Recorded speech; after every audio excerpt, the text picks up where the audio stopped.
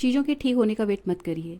Life हमेशा complicated थी, है और रहेगी। अपना कहने को जो है वो यही वक्त है, वर्तमान। इसलिए जो वर्तमान में खुश रहना नहीं सीख पाता है उसके लिए हमेशा समय की कमी रहती है, और जो दो चार चीज़ें उसकी लाइफ में एक्चुअली सही चल भी रही होती है ना, वो भी उसे दिखाई नहीं देती। जय गणेश दोस्तों, कैसे हैं आप सभी लोग। एक बार फिर से सभी का बहुत बहुत आभार कि आप लोग फिर से आए अपना समय निकाल के मेरा व्लॉग देखने के लिए। चलिए शुरू कर लेते हैं आज का वीडियो। तो मॉर्निंग का क्लिप है फ्रेंड्स ये, और वॉक पे जाने से पहले का सीन है। ये जितना भी बाहर बिछा हुआ है लॉबी में, ये सब कुछ हटा के इसको धुलना है मैंने, क्योंकि गर्मियाँ हैं ना, तो चीज़ें गंदी भी बहुत जल्दी जल्दी हो जाती हैं। अगर यहीं पर सर्दी होती तो शायद मैं इसे 20 से 25 दिन भी चला लेती हूँ। यहाँ वाला जो एरिया है, जो बिछा हुआ यहाँ पे सामान रहता है, क्योंकि यहाँ पे ना बैठना उठना कम ही होता है। जस्ट ये एक कवर करने के लिए चीज़ें बिछाई हुई हैं, क्योंकि सारा फर्नीचर पुराना है, तो जस्ट कि ये देखने में बुरा ना लगे इसलिए इसके ऊपर सारा कुछ बिछा हुआ है। अदरवाइज़ यहाँ पे बैठना उठना बहुत कम, बहुत ही रेयर होता है। कभी मैं ही बैठती हूँ शाम की चाय वाय लेके, नहीं तो नहीं ही होता है। तो इतने गंदे भी नहीं होते हैं, लेकिन अभी गर्मी इतनी ज़्यादा है कि लगता है कि एक फ़िक्स टाइम के बाद इनको चेंज कर ही लो, और मतलब थोड़ा सा धूप वूप लगा के रख दो जगह पे। अच्छा, यहाँ पे एक तो लोड इस वाले पूरे एरिया में जो बिछा हुआ है उसका लगेगा। उससे पहले जो रूटीन के अपने कपड़े होते हैं वो मैंने लगाए हुए हैं। तो ये जो कपड़े रहते हैं ना फ्रेंड्स, आप कई बार पूछ चुके हो आप लॉन्ड्री कैसे लगाते हो। देखिए, मेरी जो मशीन है वो सेमी ऑटोमेटिक मशीन है, मतलब जिसमें वॉश टब और स्पिन टब दोनों अलग अलग होते हैं, और मैनुअल इसमें बहुत सारा काम करना पड़ता है, उस तरीके की मशीन है। और इसमें जो है ना, आपको थोड़ा सा भाग दौड़ ज़्यादा करनी पड़ती है, कभी कभी पानी बंद करना है, कभी पानी खोलना है। तो ज़्यादातर मैं ये जो मशीन लगाने का काम है ना उस टाइम पे करती हूँ जब मैं झाड़ू पोछा लगा रही होती हूँ, क्योंकि उस वक्त मुझे ना उठना बैठना, इधर उधर जाना, मतलब मेरी बॉडी एक्टिव मोड में होती है, और बार बार भाग भाग के पानी बंद करना या चेंज करना, कपड़ों का लोड इधर से उधर करना, वो खलता नहीं है। तो इसीलिए ये जो मेहनत वाले काम हैं ये मैं अक्सर वॉक पे जाने से पहले करती हूँ। 5-10 मिनट का ब्रेक लेती हूँ, ठंडा पानी पी के थोड़ा सा बॉडी को काम करती हूँ, उसके बाद फिर मैं टहलने के लिए निकल जाती हूँ। तो ये जो रूटीन है कपड़े धोने का, ये 2 से 3 मतलब 2 दिन के बाद मैं करती हूँ, क्योंकि बच्चे अब तो मतलब बड़े हो गए तो इतने गंदे भी नहीं करते हैं कपड़े, और अभी तो डॉटर आई हुई है, फिर भी इतना कपड़ा मेरा नहीं होता है कि मैं डेली लोड लगाऊं। क्योंकि देखिए, डेली लोड लगा लो ना आप, पानी, डिटर्जेंट और टाइम, तीनों चीज़ें जो है वेस्ट होती हैं। तो फिर मुझे लगता है कि जब तक 2 लोड कम से कम ना हो अच्छे से भर भर के, तब तक मैं मशीन ना ही लगाऊं। तो आज अच्छा खासा हो गया था, तो जो है यहाँ पे। और कई बार ऐसा रहता है ना कि मुझे कुछ कपड़े अर्जेंसी वाले होते हैं जो ढुलने में पड़े रहते हैं, और मैं जस्ट इस वजह से नहीं लगा पाती कि मतलब 2 लोड नहीं है कपड़ों का, तो मतलब टाइम भी वेस्ट होगा, पानी भी वेस्ट होगा। तो इस तब मैं ये जो बिछाने बुछाने का वाला सामान होता है अक्सर उस वक्त भी निकाल लेती हूँ, कि कोई चादर है किसी रूम की, या मेरी जो मदर इन लॉ है उनकी रूम की चादरें हैं, कंबल है, इस तरीके की चीज़ें, जिससे कि जो सेकंड लोड है वो इन चीज़ों से कवर हो जाए, और मेरा जो टाइम है डालने लाने का वो वर्थ हो जाए। क्योंकि देखिए, ऊपर जाके चक्कर लगाना ही है, डालने के लिए भी जाना ही है, लाने के लिए भी जाना ही है कपड़े तो इस तरीके से चलता है। और आजकल ना, जैसे हमारा जो पानी आता है वॉशिंग मशीन में, जो हम भर के जिसमें कपड़े धुलती हूँ मैं, वो टैंक से कनेक्टेड है। तो टंकी का जो पानी है, इतनी गर्मी है भयंकर कि खूब गर्म रहता है, और गर्म पानी में आप कभी कपड़े धो ना, तो जैसे जो रूटीन वाले कपड़े होते हैं ना, तो वो ज़्यादा साफ़ होते हैं, गुनगुना सा पानी होता है। हालांकि रात भर में इतना गर्म तो नहीं रहता, ठंडा हो जाता है, बट फिर भी गुनगुना रहता है। तो वो अच्छे से जो कपड़े हैं ना वो बढ़िया से धुल जाते हैं। कभी कैसे पूरा का पूरा जो रूटीन है कपड़े पानी में डालने से लेके फाइनली उनको निकालने तक का जो है, कभी शेयर करूँगी मैं आपके साथ, क्योंकि 2-3 बार जो है ये कमेंट आ गया है कि वॉशिंग मशीन से कपड़े आप कैसे धोते हो। हालांकि इसमें कुछ ऐसा शेयर करने का नहीं है, लेकिन ठीक है, फिर भी मैं करूँगी।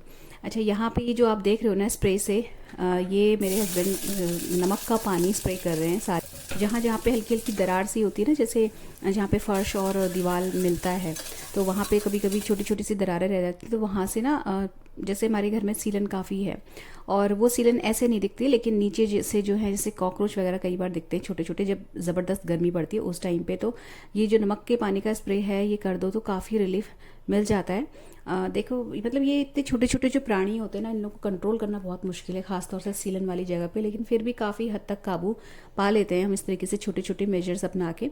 तो ये ऑलमोस्ट पूरे घर में स्प्रे किया जा रहा है, और इसके बाद एक पोछा जो है हल्का सा इसके ऊपर मार दिया जाएगा, जैसे कि कीचड़ ना हो घर में। बाकी जो साफ़ करके है पोछा वो मैं मॉर्निंग में लगा चुकी हूँ।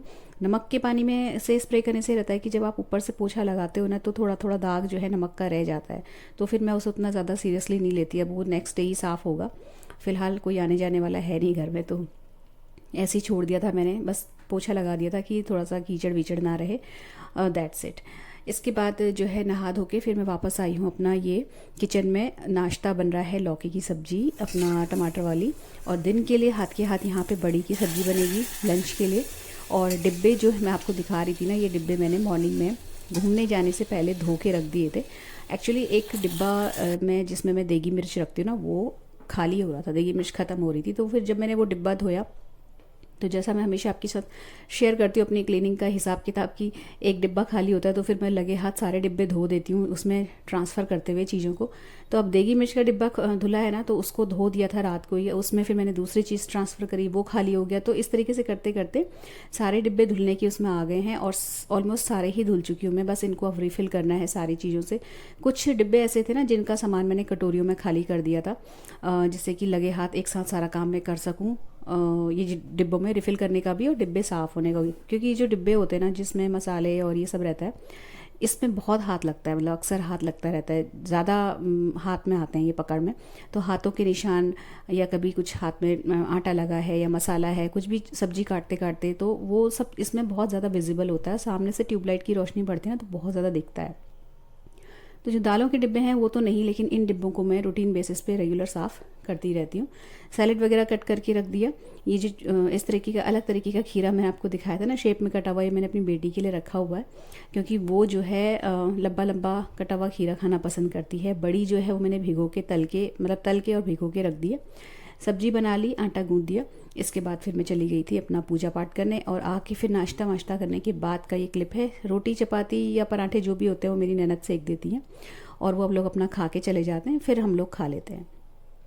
तो यहाँ पे फिर आके वापस से मैंने जो बड़ियाँ थी वो भीग गई थी, और बड़ी की सब्ज़ी जो थी वो बना दी। रेसिपी में मैं इसलिए नहीं जा रही हूँ क्योंकि सबके घर में ही बनती है ऑलमोस्ट, और ज़्यादातर लोग शायद प्याज टमाटर ये सब डाल के बनाते हैं। तो ये जो बड़ी की सब्ज़ी हम लोग के वहाँ बनती है ना, ये जैसे कढ़ी होती है ना उस तरीके की दही डाल के बनती है।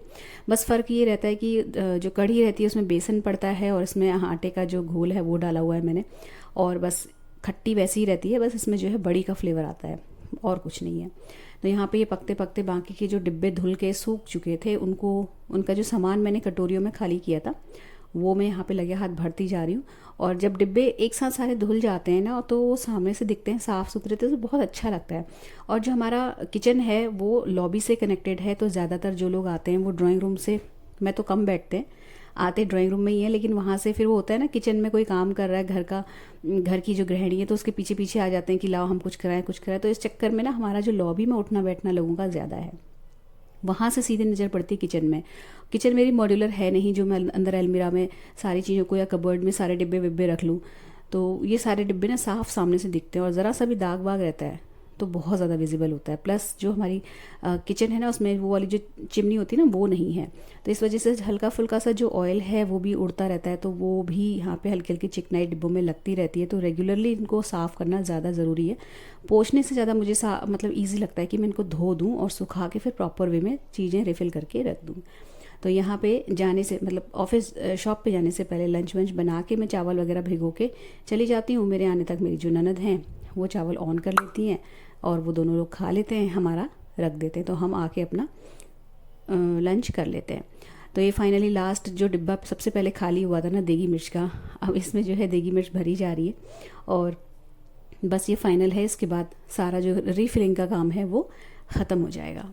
सरिता गुलाटी जी पूछ रहे थे कि आप आयरन की कढ़ाई को मेंटेन कैसे करते हैं। देखिए पहली बात तो मैं यहाँ पे फिर से क्लियर कर दूँ कि ये मैंने लोकल शॉप से खरीदी हुई है, ये ऑनलाइन नहीं है। सिंपल सी लोहे की कढ़ाई है जो मतलब हमारे लोकल मार्केट्स में बहुत ईजिली मिल जाती है, पहली चीज़। दूसरा, इसको मेंटेन करना कोई बहुत बड़ा स्ट्रगल का काम नहीं है। मतलब जैसे नॉन स्टिक्स होते हैं उनमें हमें लेडल लगाने से पहले सोचना पड़ता है कि कहीं इसकी जो कोटिंग है वो ना निकल जाए या कुछ और चीज़। इसमें ऐसा कुछ भी नहीं है। आप जैसे नॉर्मल सारे बर्तनों को धोते हैं बस वैसे ही से वॉश करना है। अगर आपका लोहा की जो कढ़ाई है, इसका जो लोहा है उसकी क्वालिटी अच्छी होगी ना, तो उसमें वैसे ही जंग नहीं लगता है, लेकिन फिर भी आप नहीं बचा सकते लोहे में जंग लगने से। तो सबसे अच्छा तरीका ये है कि जो कढ़ाई आप जब धो, मतलब उसमें जब खाना बन जाए उसके बाद जब आप उसे वॉश करें, तब या तो आप उसको पोंछ लो सूखे कपड़े से, उसे पोंछ के सुखा के रखो ना, तो जब आप नेक्स्ट टाइम यूज़ करेंगे तो कढ़ाई आपको साफ़ सुथरी चमकती हुई मिलेगी। दूसरा तरीका ये है कि अगर आपके पास पोंछने का टाइम नहीं है, आप तो 2 मिनट के लिए फ्लेम में रख दीजिए कढ़ाई, पानी सूख जाता है, उसके बाद आप उसको रख सकते हैं। कई बार तो मैंने कई लोगों को देखा है कि वो हल्का सा ऑयल की कोटिंग भी कर देते हैं, बट इतना सब कुछ मैं नहीं करती। बहुत क्यों मतलब कॉम्प्लिकेटेड करना चीज़ों को। मेरी तो ऑलमोस्ट सारी की सारी रेसिपीज़ इसी में बनती हैं। मतलब यहाँ तक कि मैं रसे वाली सब्जियाँ भी बना लेती हूँ, तो बढ़िया काम करती है और टेस्ट भी लोहे वाला अच्छा सा आ जाता है और अच्छा भी है। आयरन मतलब डायरेक्टली या इनडायरेक्टली पेट में चला जाता है। मतलब नॉन स्टिक में तो मैंने कभी भी खाना नहीं बनाया आज तक। कभी चीले वीले बनाने होते हैं तभी मैं नॉन स्टिक तवा यूज़ करती हूँ। और बाकी एक कढ़ाई और है जो कि उसकी है अपना क्या बोलते हैं हार्ड एनोडाइज की। उसमें कभी ऐसा कड़ी वड़ी बनाने के काम में मैं उसको लेती हूँ, या कभी हलवा वगैरह बनाना हो तो। अदरवाइज़ सारी की सारी सब्जियां मेरे लोहे की कढ़ाई में ही बनती हैं। अच्छा, ये आपको मुझे अचार दिखाना था कुचला जो बनाया था अभी, और ये पक के बिल्कुल रेडी हो गया है। 5 से 6 दिन मैंने इसे धूप दिखाई और उसके बाद मैं आपको इसको दिखाना भूल गई थी। बॉटल्स में भर के रख लिया है और ये बिल्कुल पक के बिल्कुल बढ़िया रेडी हो गया है। केसर और हींग की मस्त खुशबू आती है इसमें से। और आप खाली मत बनाओ सब्जी ना, कभी चेंज के लिए फॉर अ चेंज आप सब्जी वब्जी मत बनाओ, पराठे बना लो और ये अचार लगा के खा लो। बहुत ही गज़ब का होता है। ख़ासतौर से जैसे मठरी वठरी बनाते हैं ना, तो हमारे घर में तो जैसे मेरे बच्चे मेरे हस्बैंड ये लोग मठरी के ऊपर भी इस अचार को रख के खाना पसंद करते हैं। बहुत अच्छी चीज़ है, कोई प्रिजर्वेटिव डालने की ज़रूरत नहीं है, कुछ नहीं, सालों साल चलता है। हाँ बस ये है कि 1 साल के बाद इसका हल्का हल्का रंग जो है वो थोड़ा थोड़ा चेंज हो जाता है, तो उतना मैं डालती नहीं है। नेक्स्ट ईयर नया बनाने के लिए मतलब रहता ही है, तो नहीं इतना ज़्यादा मैं बनाती कि 2-3 साल तक चले, साल दर साल बना लिया। अच्छा, इसके बाद ना हमारी आज कपल किटी थी और वो सभी आप जानते हो, तो उसके लिए मुझे तैयार होना था। और तैयार होने के बाद एक रील शूट करी मैंने, जो मैंने अपलोड भी कर दी है, आप लोगों ने देख भी ली है। और ये ना जैसे कोई मुझसे पूछ रहे थे कि आप रील बनाते हैं तो क्या कब, देखिए मैं हमेशा डांस जो है चलते फिरते मुझे शौक़ है, तो मैं जैसे ही मुझे थोड़ा टाइम लगता है ना मैं डांस करती रहती हूँ। तो जब आपका डांस रेडी रहता है तो आप जैसे ही ड्रेसअप होते हो कहीं जाने के लिए, आप 2 मिनट के लिए कैमरा लगाओ और डांस करके क्लिप बना के रख लो। बाद में आप उसको जब फुर्सत मिले एडिट कर सकते हो। तो ये जो टिप है ना वो मेरे क्रिएटर दोस्तों के काम आ सकती है। अगर आप डांस की रील्स बनाना चाहते हो ना, तो आप जस्ट प्रैक्टिस करते रहो, आपकी डांस स्टेप्स स्मूथ हो जाने चाहिए। और द मोमेंट आप कहीं जाने के लिए रेडी होते हो ना, आप बस कैमरा लगाओ और फटाफट से डांस करके शूट करके रख लो, और एडिटिंग आप कभी भी कर लो। वही मैं हमेशा करती हूँ। तो ये जो हमारी किटी थी आज, इसमें सबने लास्ट किटी में डिसाइड किया था कि साड़ी पहनेंगे। हालांकि गर्मी को देखते हुए ज़्यादातर लोगों ने रूल तोड़ा और सिर्फ मैं और एक और जना था जो साड़ी पहन के आया था।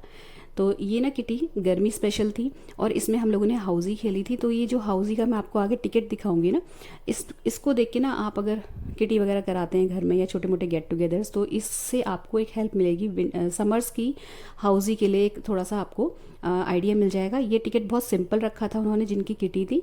अदरवाइज़ आप इसको थोड़ा सा बढ़िया से इसमें एलिमेंट्स ऐड कर सकते हैं। कलरफुल पेज में इसको बना के बढ़िया से ड्राइंग करके स्टिकर्स लगा के, जैसे गर्मियों के मतलब के जो स्टिकर्स होते हैं या ड्राइंग्स होती हैं, आइसक्रीम कुल्फ़ी ये सब बना के आप बढ़िया से बना सकते हो। ये एक आइडिया था जो, इसलिए मैंने आपको ये दिखा दिया। आप स्क्रीनशॉट लेके रख सकते हैं। बहुत फन था इस किटी में, मतलब इस हाउसी में। और अच्छा खासा मैं तो मतलब हाउस ही पूरा का पूरा जो बम्पर हाउस होता है ना वो जीती थी, और अच्छे खासे पैसे मैंने कमाए थे आज के दिन। बहुत कम जीतती हूँ मैं हाउसी में, लेकिन आज का दिन बहुत बढ़िया रहा। एक इसके बाद मतलब पार्टी वार्टी खाना वाना होने के बाद फिर एक रील हमने और बनाई थी। और मतलब एक हाउसी तो वो जो टिकट मैंने आपको दिखाया वो हुई थी। उसके बाद एक और होती है जो कि रेगुलर होती है, जो नॉर्मल तंबोला के टिकट्स बढ़ जाते हैं वो वाली। इसके बाद एक कपल गेम होता है, देन खाना पीना और डांस वांस। उसके बाद जब टाइम मिलता है तो हम लोग कुछ रील्स बना लेते हैं। तो एक रील और बनाई थी बड़ी फ़नी सी, वो भी मैंने अपलोड कर दी है। तो आज के इस फन डे के साथ ये जो व्लॉग है ये भी समाप्त होता है। अगर अच्छा लगा हो किसी भी वजह से तो चैनल को सब्सक्राइब और वीडियो को लाइक करना मत भूलिएगा। मिलते हैं नेक्स्ट इंटरेस्टिंग से व्लॉग में। Till then take care, stay healthy, happy and positive. Thank you.